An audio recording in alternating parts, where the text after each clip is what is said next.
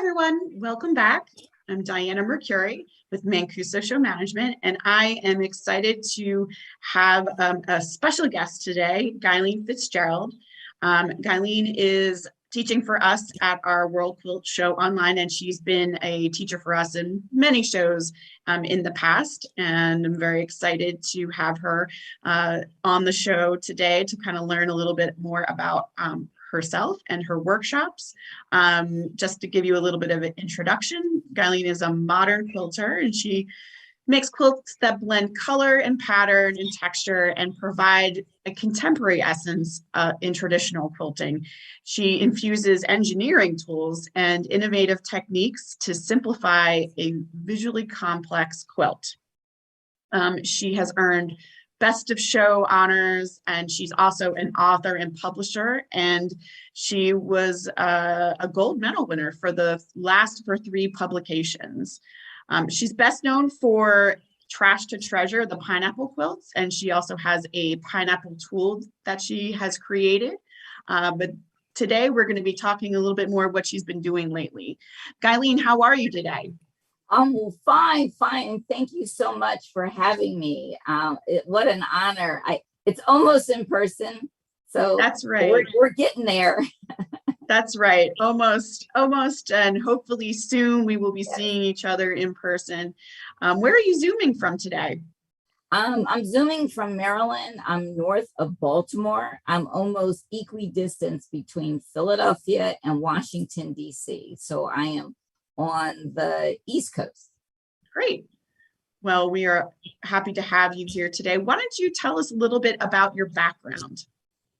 Well, I started stitching very, very young. So fiber is my thing. So around 4 years old, therefore, and I started really in fashion, my sewing journey. And then somewhere around right before college, or actually when I entered college, a very smart dean of students told me we needed engineers and changed my major from fashion to chemical engineering, which was interesting. But she thought I could do it. I didn't even know what it was. I was that naive. So I agreed. And so that took me on an engineering path. But what was nice about it, I think once something's in your heart, I end up being a design engineer for soft goods for the military. So I went right back to fabric. I just wasn't doing high fashion. I was doing warfighter fashion and equipment and things like that. So being retired, now I'm back on my original journey, which is sewing with regular fabric, but now quilt. So it's been fun. That is quite an exciting story. Tell me a little bit more about the garments that you would make for the military. As a design engineer, I did chem bio defense. Basically, that was the field I was in. So for the warfighter, any of their chemical suits and equipment that they would need to clean a surface they touched if they were slime and that type of stuff. So I did a lot of troubleshooting for their suits that had a carbon-based lining in it for for absorption, and hood designs, because I did face blanks and they have attached hoods to them. So, but it's quite nice.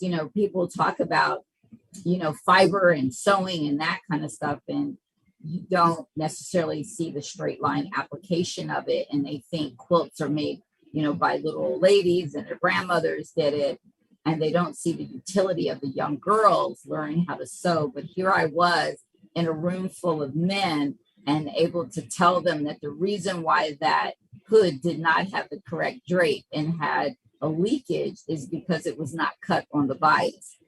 So to have that background of a skill set, of a practicality of always working with it, came back to something I could leverage on, that I had been practicing something that the boys did not practice. They were a lot more mechanical, but I was also very mechanical, hands-on on fixing my machines and that kind of thing. So it's always kind of neat for me to do a girly thing and to make a military application with it on the strength of girl power. So I enjoyed that. It was I love that. So now, how does it feel as, as you retired and you were quilting? How did that feel to get into that transition of back to, colored fabrics and, different patterns? Fun, because I launched the business about 10 years before I was going to retire. I was practicing retirement before retirement. And so I'm working harder than ever. But I went back to my roots. I mean, I love math is my thing. And so to do geometry. And so all my, a lot of my quilts have a geometric nature to it. I can applique. I don't teach it. I don't design in the applique format. It's always piece. And I love the geometry of it. So it allowed me to expand more on that. And then to be able to colorize it. I did a lot of photography and way back. And so I had that base of always taking plant pictures of the coloring that nature put out there, to be able to mimic that, to give me more of a base, because I don't have formal art degree at all. So it's self-taught. It's visceral for me. I'm just always in the color. And I feel like a lot of, quilters out there are, very much self-taught, or, they were originally taught to sew, by a family member, and now, have gotten into quilting and have kind of had, probably have that similar, perspective on their quilting. So you have been teaching for quite a while. How did you get into teaching your techniques? When I joined, and I always tell this to people, especially that you just pass that quilt a little bit. My world of quilting, it flipped just like a light switch from before quilting alone versus joining a guild. Once I joined a guild, and I would like to say the very first show I went to was a Mancuso show when it was down in Williamsburg. When I went there was no turning back on what I thought I was doing as a quilter. When I saw the breadth of it, I'm like, oh yeah, this is me. I got rid of all that counted cross stitch. There was no other hobbies. I was in hook, line, and sinker. But so once I took that step and started really kind of thinking what I could do, leverage on what I already knew how to do, more and more people, I think, started gravitating to me, like at the sit and sews, because my approach was so different, because my approach was an engineering approach, because I did manufacturing, so I could design it, deconstruct it, and set up a manufacturing line on how to produce it. So so how I do things are very straight line. I practice and get it down to efficiency, hand movements, that type of thing. So they started being attracted to me. Some of them went the other direction, because that was in the days that the quilt police were out in force and they were ticketing and arresting people. And so I was shunned by some because my techniques were so unorthodox. But when I got the best in show, that settled all that noise, that you didn't have to start hand quilting anything from the center. You could start from the border if that's what you wanted to start from. So that became fun. So basically people were gravitating to me because they saw a different approach, and it was very streamlined, no bells and whistles, just let's get it done, let's make this happen, without thinking it was, rocket science, literally. So that's how it started. Well, certainly the gravitation is still strong. You're teaching for us 2 workshops here at the World Quilt Show online. The first one is channeling MC Escher. What is that workshop about? Well, it's a polygon. So basically, it's a piece hexagon, and the quilt looks more complex than it really is, which I think was Escher's approach of taking something mundane and making it so that it really the more you look at it, you realize it couldn't occur in nature because the plane of things twist. So I designed the block, and then when you do it repeatedly, and there's only 3 in the wall hanging, it makes that 3D look turn a bit. So it's not a tumbling blocks because things are interwoven, but they also twist planes. And I think as an engineer, I love drawing and sketching a vision of what 3D would look like on a flat plane. And then when you colorize it with fabric, it just makes it special. But that's what I was practicing. I was looking at an XYZ plane and seeing if I could make it twist, and what view would that get if I bumped them up against each other. And that's how that was designed. That sounds pretty cool. And then the other class you're teaching is called a single helix. What's going to be going on in that class? Well, in that you'll learn 2 techniques. There's my butterfly seam, which is my hallmark technique, my benchmark. And that is how to do inset seams pretty effortlessly. I mean, there's no measurement, you just sew it and get it done. And I also do what's called a crisscross seam, when things come at each other, but they don't come at each other with a 45 or 90. It's a little bit different technique on how to piece it. But again, it's those tumbling blocks, that 3D look. And I wanted to create something that when you looked at it, since it's a wall hanging, every time you look, you would see something else. So do you see the feature blocks? Do you see the background blocks? Do you see the artwork on the block bend around it? Or do you see it right in front of it as if it's a mesh? And that's where I got the helix from, that it was not a double helix, it was a single helix passing across a background scope. So that was a lot of fun. And I like working sometimes in a wall hanging format without doing miniature piecing, because you can get the idea out there without too much of a commitment of time. And then if you like it, you can do a variation of it. You can morph it. What if? So it's for me, it's a launch point.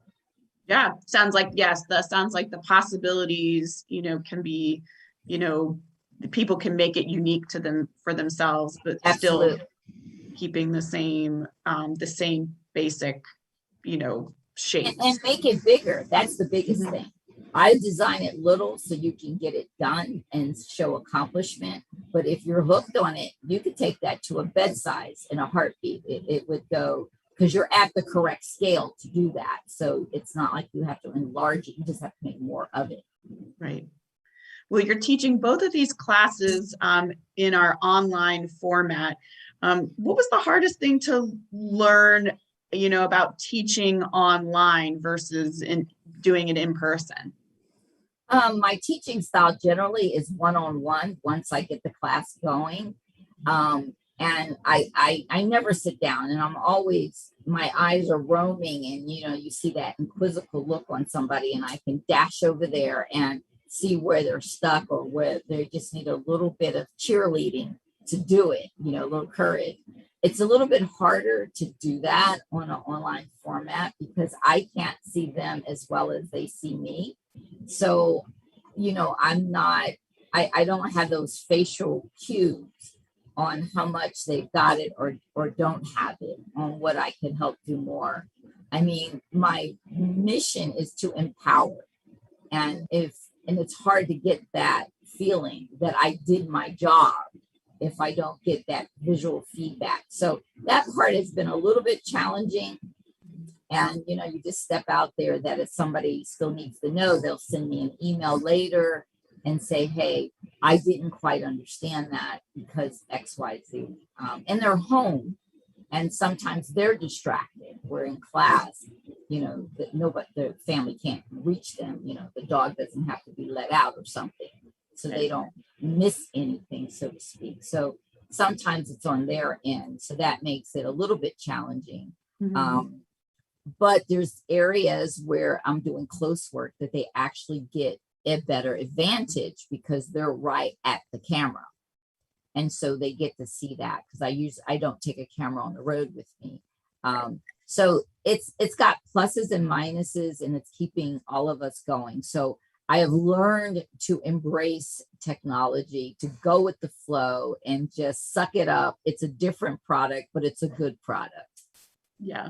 Yeah. I mean, I think that we're all there, I mean, I think everyone's looking forward to being back in person, but there are advantages to being online. And, certainly, Mancu Social Management, we know quite well what, we've had in terms of challenges and successes with online.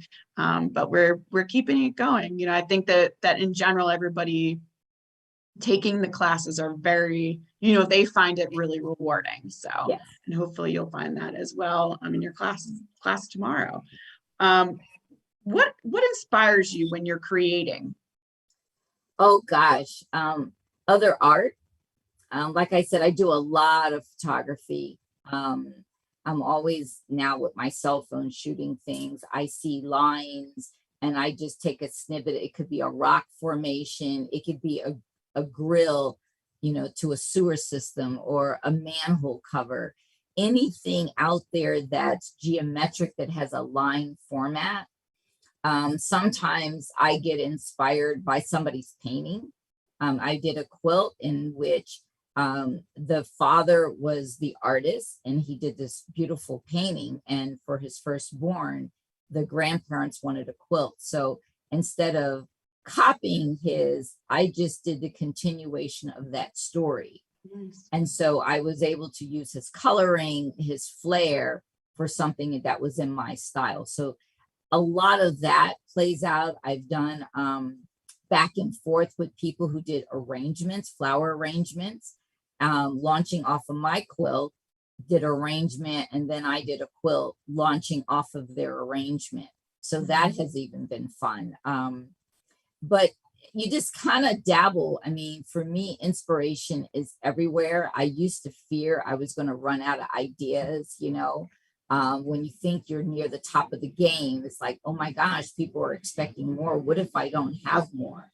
But I've sort of relaxed, and I realize now that I have so many ideas swimming in my head, I will never run out. Even if I live to 200, I will always have new ideas, always be inspired to do something, a new colorway or something. So I don't fear that anymore. I just go for it. That definitely sounds like the words of like a true artist, for sure. Never running out of ideas to create more, for sure. In your opinion, what is the importance of teaching our youth the art of quilting and really continuing the, this craft? I touched on that earlier. I do a lot of children's programs, and I think personally, to have a life skill says it all. I mean, with the amount of bullying and things going on on school, if you can actually create something with your hands that shows you were here, your time, it means so much, and it's more than sewing. It teaches beginning, middle, and end. I mean, I launched an entire 33-year career in engineering because I could sew, because I knew construction and I could build things, whether it's soft goods, meaning fiber, or whether you did it in wood. You saw it, you built it, you knew how to build it, you could teach it, and it just gives you those skills. And so I try to reach out as young girls get more into science and technology and they're thinking more traditional. And I'm like, well, don't abandon what you already know. If you can already cook, you already know science. If you can sew, you already know engineering. You just don't use that terminology. So I try to get them to embrace it, to be proud that they could do it. And it takes patience, literally. And you're not born with it. People always say, oh, I don't have time to hand quilt. I can't do that. It's all about patience. We don't start walking when we're born. We have to put the time in to get better. So it teaches you to slow down. and to think about it. And as I'm stitching, that machine is humming and my brain is settling, and you're in the rhythm and you're thinking and working out other problems. I think that also helps children. And so I do give a lot of myself to get into the schools locally. Anytime I'm invited, it's a gratis. I show up. I talk to the kids about my journey and how it started in fiber, and this is where I am now. And it's the same thing with being a publisher, a writer. It was a dream I had in 8th grade. And I always journaled, but I didn't really want to write. What I wanted was to get in the Library of Congress, because the teacher said every book is in the Library of Congress. And I'm like, oh, I got to get in the Library of Congress. And the only way to do that is to write a book.